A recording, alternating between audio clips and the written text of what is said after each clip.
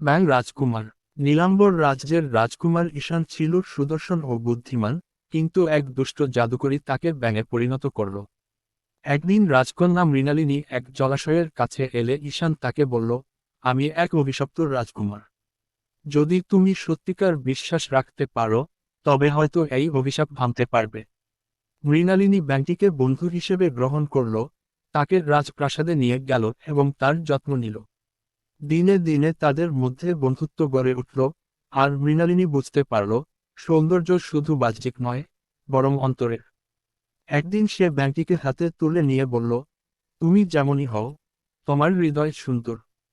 অমনি ঝলমলে আলো ছড়িয়ে পড়ল, আর ঈশান তার আসল রূপ ফিরে পেল। ঈশান বলল, তুমি আমাকে শুধু মুক্তই করনি, বরং শিখিয়েছ প্রকৃত সৌন্দর্যের মানে।